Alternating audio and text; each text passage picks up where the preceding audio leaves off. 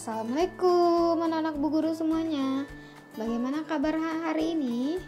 Semoga selalu sehat dan tetap semangat. Jangan lupa dijaga kesehatannya, diatur pola makannya, dan biasakan hidup sehat. Nah, hari ini kita belajar akidah akhlak lagi nih. Materi kali ini adalah mengenai akhlak tercela kufur nikmat. Nah, kali ini kita sama-sama belajar ya tentang kufur nikmat ini. Kira-kira kufur nikmat itu apa ya? Yuk sama-sama kita bahas. Apa itu kufur nikmat? Kufur nikmat adalah mengingkari kenikmatan yang diberikan oleh Allah. Kan kita sudah belajar sebelumnya bahwa nikmat dari Allah itu macamnya ada banyak. Ada nikmat kesehatan, nikmat rohani, nikmat kebendaan. Nah, jadi ketika kita tidak bersyukur, nah itulah yang dinamakan dengan kufur nikmat.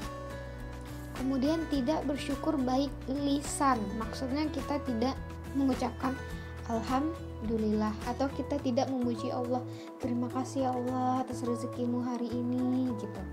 Begitu maksudnya ya, tidak bersyukur secara lisan ya. Dan perbuatan atas nikmat yang ada. Nah, kalau yang perbuatan ini maksudnya jika kita diberikan rezeki oleh Allah, kemudian kita bersyukur, kita bisa melakukan dalam bentuk perbuatan. Contohnya kita melakukan sedekah. Kemudian kufur nikmat ini merupakan sikap tercela atau sikap yang buruk dan harus kita jauhi. Nah, sikap tentang kufur nikmat ini terdapat di dalam surat Ibrahim surat ke-14 ayat ke-7. Itu bisa anak-anak guru lihat di bukunya ya. Kemudian juga kufur nikmat itu memberikan dampak negatif. Kira-kira apa ya dampak negatifnya? Yang pertama, nikmatnya tidak akan ditambah oleh Allah. Ya, bagaimana mungkin Allah akan menambah nikmat orang yang tidak bersyukur, ya kan?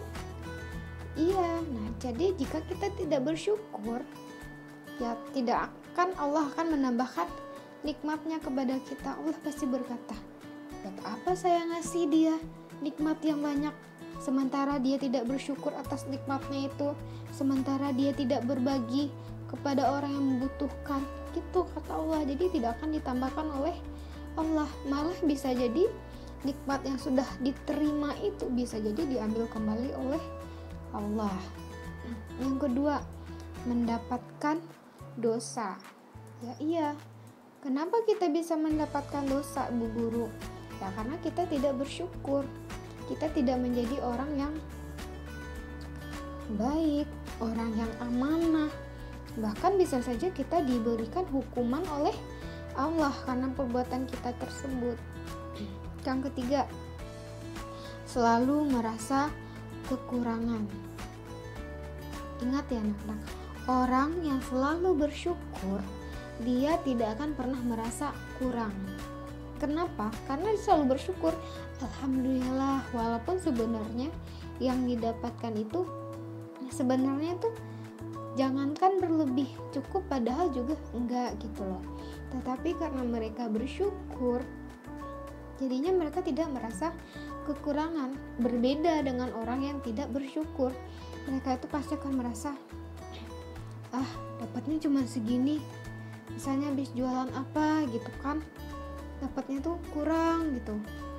Atau misalnya anak-anak Bu Guru dapat di nilai 95, gak bersyukur gitu, apaan sih, harusnya kan aku bisa 100, ini gitu. Nah, jadi setidaknya kan kalau kita bersyukur, alhamdulillah walaupun 95, karena kan nilai 95 itu juga udah bagus gitu loh. Jadi kita tidak akan merasa diri kita tuh kurang.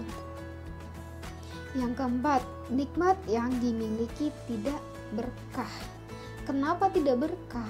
Karena kita tidak mau berbagi kepada orang lain. Ketika kita berbagi kepada orang lain itu pasti akan mengucapkan alhamdulillah, dan orang itu pasti juga akan berkata terima kasih ya, semoga Allah memberikan rezeki yang banyak, rezeki yang melimpah gitu. Jadi ketika kita memberi rezeki kepada orang lain, kita bersedekah, kita akan mendapatkan doa-doa yang baik dan akan diberkahi oleh Allah. Yang kelima, mudah iri dan dengki kepada orang lain. Contohnya, kita dapat nilai 90, kemudian teman kita dapat nilai 100. Dia kan dapat nilai 100 karena lihat buku, atau dia kan dapat nilai 100 karena dibantuin sama abinya, sama ayahnya. Kalau aku kan kerja sendiri gitu. Padahal belum tentu temannya seperti itu gitu. Bisa jadi kan nilai 100 yang didapatkan oleh teman tadi itu benar-benar hasil dari pemikiran dia sendiri gitu loh. Nah, jadi ketika kita tidak bersyukur dengan apa yang kita miliki atau apa yang kita dapatkan, membuat kita untuk berpikiran buruk kepada orang lain. Contohnya itu seperti iri dan dengki ini. Nah, ini tidak boleh. Kita harus menjauhi sifat kufur nikmat ini ya anak-anak ya. Sekarang kita bahas lagi tentang kikir. Kikir ini juga merupakan sikap tercela. Kikir ini apa sih Bu Guru? Nih, kikir sama artinya dengan pelit. Ingat, orang pelit berarti kikir. Sifat ini membuat seseorang untuk menumpuk hartanya tanpa pernah memperhatikan nasib saudaranya. Jadi kita nggak mau ngeluarin uang untuk orang lain, padahal orang lain tersebut membutuhkan bantuan kita. Itulah yang disebut dengan kikir. Padahal kita punya rezeki berlebih, kita punya nikmat yang berlebih, tetapi kita tidak mau mengeluarkan atau memberikan nikmat yang sudah kita dapatkan untuk orang lain. Kemudian dia tidak peduli dengan kondisi orang lain, yang penting dia sendiri bahagia. Nah, itu adalah orang yang kikir, itu tidak boleh. Nih, bahaya kikir apa ya kira-kira? Yang pertama, munculnya kezoliman. Maksudnya apa Bu Guru? Maksudnya, munculnya kezaliman itu adalah orang tersebut cenderung dia bebas untuk melanggar hak orang lain dalam mencari harta, sehingga mereka bisa mencuri seenaknya gitu. Memutuskan silaturahim.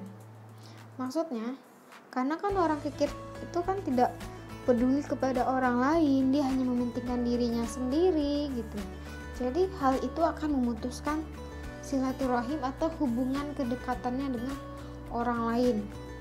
Dan yang ketiga adalah munculnya aksi kejahatan.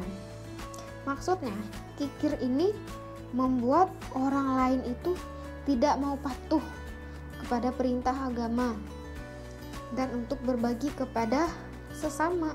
Jadinya udah dia melakukan aksi kejahatan, entah itu mencuri, merampok atau apa gitu. Jadi bahaya sifat kikir itu. Jadi selagi kita masih ada rezeki, tidak ada salahnya jika kita berbagi kepada orang yang tepat. Begitu ya anak-anak ya. Kemudian dampak negatif dari sifat kikir. Yang pertama, sulit mendapatkan kebahagiaan. Nah, dia tuh akan sulit mendapatkan kebahagiaan karena kan dia tidak peduli dengan orang lain gitu. Jadi kebahagiaan yang dia rasakan itu hanya dari segi keuangannya saja, tidak dengan hubungannya dengan orang banyak gitu. Jadi dia tidak akan mendapatkan kebahagiaan. Kemudian dipandang rendah oleh orang lain. Contohnya nih, karena kita pelit, misalnya di acara di dekat tempat tinggal kita mau ada acara, dan acara tersebut membutuhkan sumbangan dari masyarakat sekitar. Tetapi karena kita pelit, orang tidak mau minta kepada kita gitu. Nggak usah lah minta sama dia, atau dia kan pelit, dia kikir, dia nggak bakalan mau ngasih gitu. Padahal sebenarnya bisa aja kan kita ngasih gitu. Tapi Tapi karena kita pelit, ya udah, orang berpikiran kita tidak akan mau membantu gitu. Kemudian yang ketiga, orang yang kikir akan tersiksa jiwanya. Kenapa? Karena dia selalu memikirkan gimana ya caranya agar harta aku tuh selalu bertambah gitu. Gimana ya caranya biar harta aku ini, biar uang aku ini gak kurang gitu. Jadi dia cuma mikirkan, gimana ya caranya ya, uangnya harus nambah, uangnya harus nambah terus. Pokoknya aku jadi orang kaya. Nah, gitu. Jadi dia kan selalu mikir dan tersiksa jiwanya. Tidak akan tenang. Yang keempat, hartanya milik orang kikir itu tidak akan bermanfaat sama sekali di hadapan Allah. Kenapa? Ya tidak akan bermanfaat. Bermanfaatnya itu kan jika dia memanfaatkan itu untuk sesuatu yang baik, jika dia mau bersyukur, jika dia mau berbagi. Nah, itu yang bermanfaat di hadapan Allah.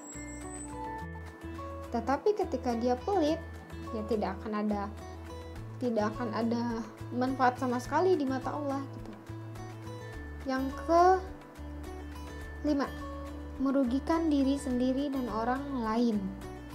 Kenapa? Ya karena Allah tidak akan mau menambahkan rezekinya. Karena dia pelit, dia tidak mau berbagi, dan dia tidak akan mendapatkan doa-doa yang baik dari orang yang menerima sedekahnya dia. Gitu ya. Kemudian cara menghindari sifat kikir. Yang pertama, mendekatkan diri kepada Allah. Kita harus selalu ingat bahwa apapun yang kita dapatkan itu adalah atas izin Allah. Kalau misalnya nih kita dapat rezekinya segini, ya udah, berarti itulah titipan Allah yang harus kita jaga, itulah amanah dari Allah yang harus kita syukuri. Kemudian memohon ampunan dan perlindungan. Jadi kita harus senantiasa berdoa kepada Allah, kita minta perlindungan kepada Allah. Ya Allah, tolong aku, ya Allah, tolong jaga aku bagaimana aku bisa menghindari nafsu dunia, seperti membeli mainan lagi. Nah, itu termasuk nafsu dunia. Padahal kan harusnya kita bisa menggunakan rezeki kita itu untuk sesuatu yang memang kita butuhkan, gitu ya. Kemudian yang ketiga, memohon agar dijauhkan dari kekufuran. Ya Allah, tolong ajarkan aku ya Allah. Ya Allah, tolong jauhi aku ya Allah. Gimana caranya ya Allah biar aku gak pelit ya Allah. Aku gak boleh jadi orang yang kikir. Aku tidak boleh menjadi orang yang egois. Intinya harus sering berdoa kepada Allah. Kemudian bersikap sabar dan sederhana. Kita harus sabar ketika rezeki yang kita dapatkan atau nikmat yang kita dapatkan tidak sebesar atau tidak sebanyak nikmat atau rezeki yang orang lain dapatkan. Kita harus bersabar dan kita harus membiasakan hidup sederhana. Sekalipun kita terlahir dari keluarga yang berkecukupan, keluarga yang berlebih, keluarga yang ekonominya lebih dari yang lain gitu. Ya kita harus membiasakan hidup sederhana. Kemudian selalu bersyukur. Kehidupan di dunia ini hanya sementara.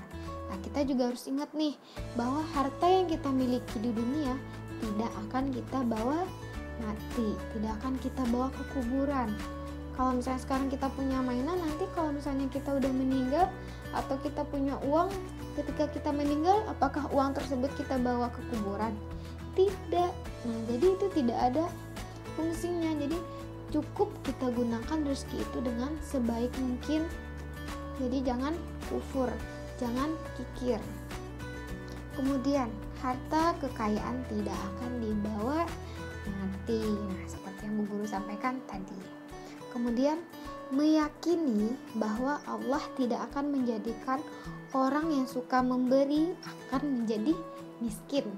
Nah, tidak ada tuh istilahnya kalau misalnya kita punya rezeki, kita punya nikmat yang banyak, kemudian kita suka sedekah, kita suka berbagi, kita itu tidak akan menjadi miskin. Percayalah, ketika kita memberi sedikit rezeki kita kepada orang lain, itu akan digantikan berlipat-lipat ganda oleh Allah. Jadi jangan pernah takut miskin, ya anak-anak ya. Nah, sekarang ada latihan harian untuk anak-anak guru semuanya. Itu ada di halaman 64 sampai dengan halaman 65 bagian 1. Kemudian halaman 66 bagian 2. Ada lagi nih tugas tambahan, yaitu halaman 60 sampai halaman 63, yaitu membaca kisah Sa'labah dan hikmahnya. Jadi dibaca ya anak-anak, tentang kisah Sa'labah ini, kira-kira kisahnya tentang apa ya? Apa ya ceritanya gitu. Jadi dibaca ya anak-anak, dan dikerjakan tugasnya dengan tulisan yang rapi dan bersih ya. Jangan sampai nanti bu guru mau ngoreksi, bu guru bingung, aduh ini tulisannya apa ya, aduh ini bacaannya apa ya gitu. Oke anak-anak, oke ya. Baiklah, sekian materi kita hari ini, semoga bermanfaat. Tolong dipraktekkan dalam kehidupannya sehari-hari ilmu yang sudah kalian dapatkan ya. Jadi jangan hanya masuk dari kuping kiri, belum lagi nyampe kuping kanan udah keluar lagi. Jangan gitu ya. Jadi biasakan, jika kita sudah tahu, kita sudah mengerti, kita sudah paham, ya kita praktekkan. Itu baru ilmu yang bermanfaat. Baiklah, sekian dari Bu Guru. Mohon maaf jika ada salah. Assalamualaikum warahmatullahi wabarakatuh.